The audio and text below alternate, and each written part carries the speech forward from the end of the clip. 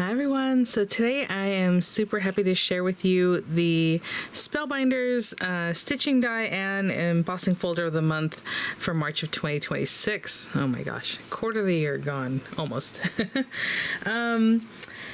I will say I did a whole unboxing of these guys, so I'll link that video down in the description box so you can see that, because in this video we just kind of get to it, so I don't really do a lot of particulars of sizing and measurements and whatever else, and the info I give in those kinds of videos, so please check those out.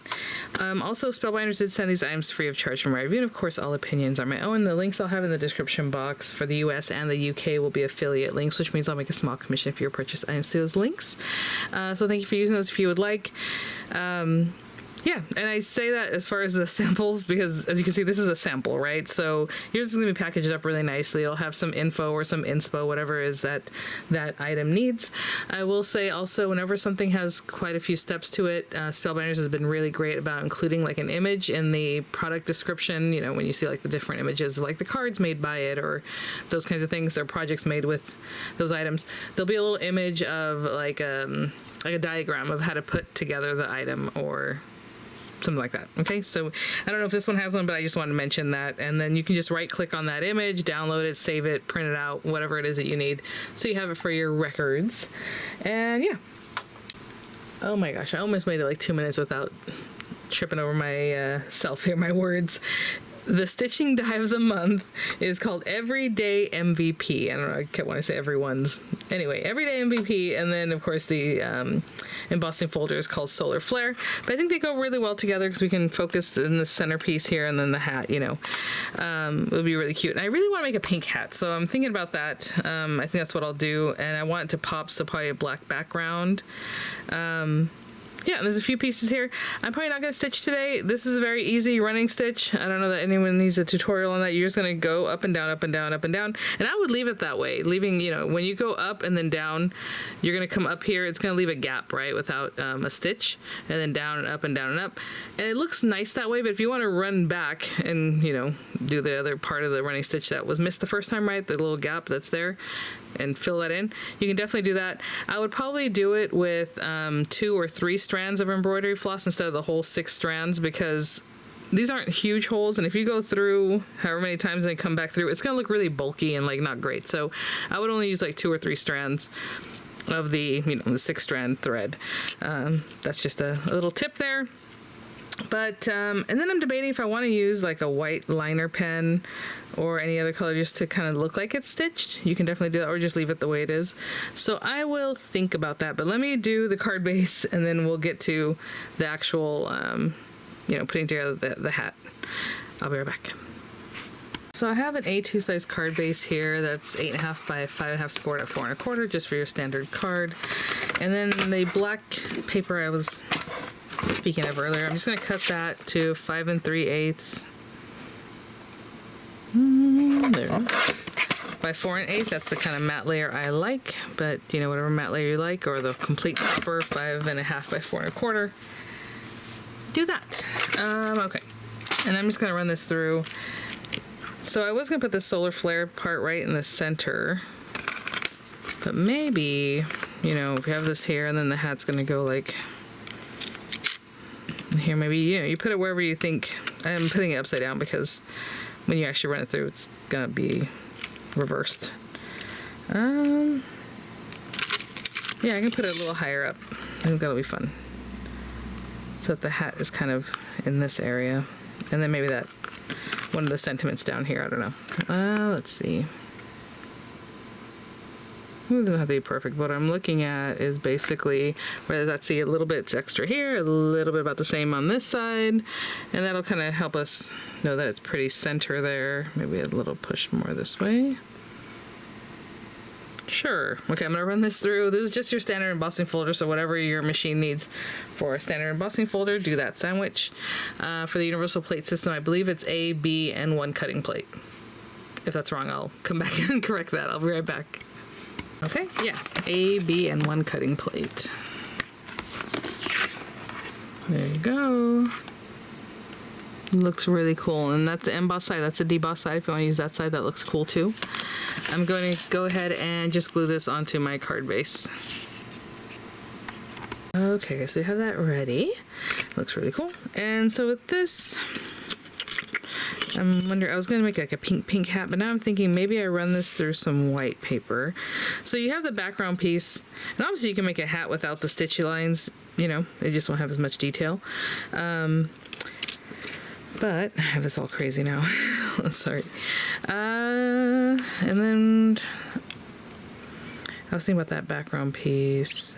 Okay, for sure I want the top of the hat to be white. So with this, I'm going to, you know, tape it down so it doesn't move, run it through some white paper. So I have this white top portion of the hat. The bill here, a pink color. So I'm gonna put these together, run those through. So it's like a lighter pink color, a little bit of a deeper pink. This kind of goes under where the bill turns a little bit. So a little deeper pink for that. The same pink as the bill for this part that goes on the hat right there. And then, I don't know, maybe MVP. So you have all these different things. You can write your own thing, you know. You have a background piece too. So that one's blank. Or maybe it's just blank because it's blank, but maybe you want to write something in there. Let's do MVP, maybe in the deeper pink, I don't know. And then black on this background piece. So black here, deeper pink here. Okay, and we'll work with that. So I'll be right back. Okay, so I have some pieces here. I don't have everything because if we do background pieces, which I think we should, right? Sorry, that goes like there.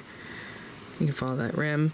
You know, you can see right through this, which is fine with the black background. That's why I was like, maybe I do black anyway behind these pieces.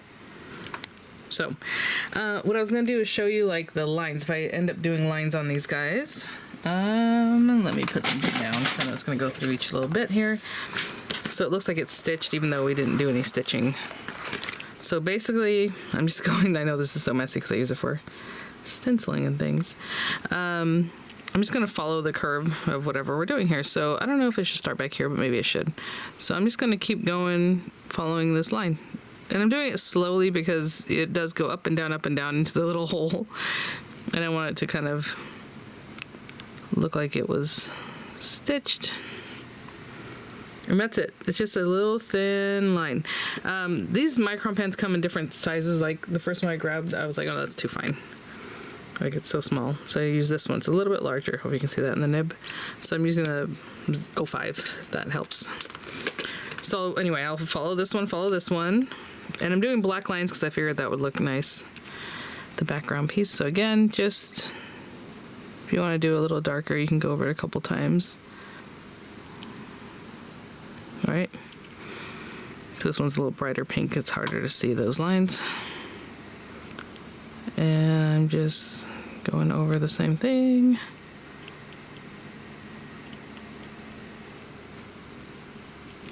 Okay, so that one looks like it has a little black stitching. And then this guy, same thing. I'll just start, let's see. I did start off the edge on these, so I will do the same thing for this one. And since this is white, I mean, if I'm just going slow enough, you can see pretty much all the lines going up to here. And then coming back down this other direction.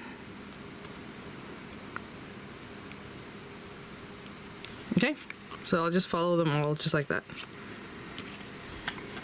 Okay guys, so I did run just these background pieces through black paper because I want that accent for this. And then I have the black stitching, so that makes sense, right? So I'm just gonna glue those together. You can definitely glue these together, excuse me. And so we'll glue that together. And then I have these guys to glue together also. And then this one, right? And a little bit there. So let me, okay, let's glue this one together. And the middle of the hat is this area, right? Not this panel, even though it's a nice big panel. It's facing kind of to the right here.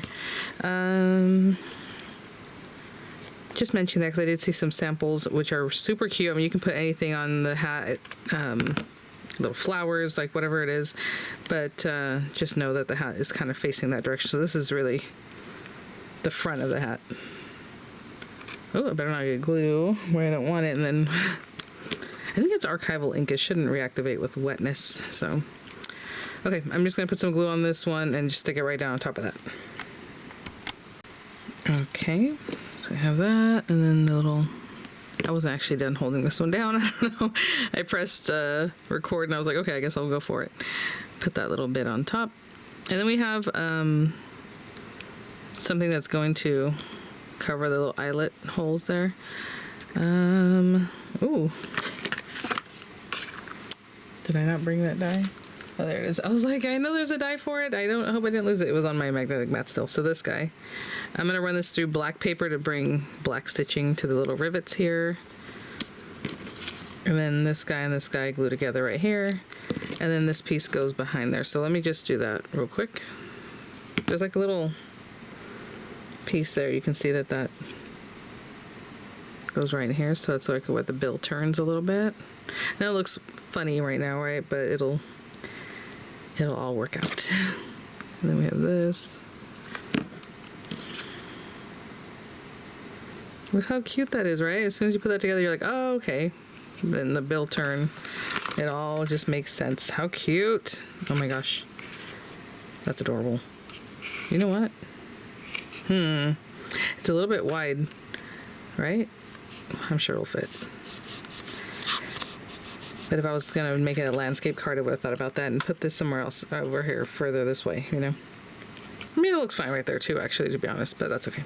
Okay, I'm not gonna stick this down quite yet, but let me go ahead and run this through some black paper to get those little eyelets, and I'll be right back. Okay, so we have these pieces. There's one larger one and then two smaller ones. It looks like the two smaller ones doesn't matter, you know, which one goes where, so that's good. I'm just using my little ejector buttons to get those guys out. And I'm gonna put the glue on here. I can see there's like little ridges. Otherwise it's a very small, skinny kind of piece. So a little there, a little here. Actually, this glue dries pretty quick. I should probably do one at a time, but that's all right. Okay, so I'm gonna take this piece and pop it right on there. You can run this through like shiny black paper. That'd be cute, because sometimes they're actual like eyelets, like metal. But one right here, one right here. These last two, like I said, they're smaller, but they look like they're the same, so I'm just placing them here, here, and here. Cute. Oh my gosh. And I'm trying to see how I should put this on here. Maybe a little more up like that. I mean, it has to be, right?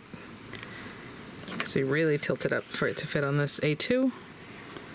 So that's what I'm going to do, and then we'll put our little MVP, and then we'll finish it off with a sentiment. Ooh, we should, you know what? Okay, hold on. I'm going to pop up the back of it just so it has a little bit of dimension. Instead of that.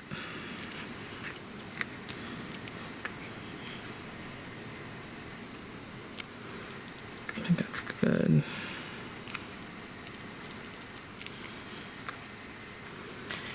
If I was going to do that at the beginning, I would have put my little MVP sticker on there, but that's okay. So let's put this on here.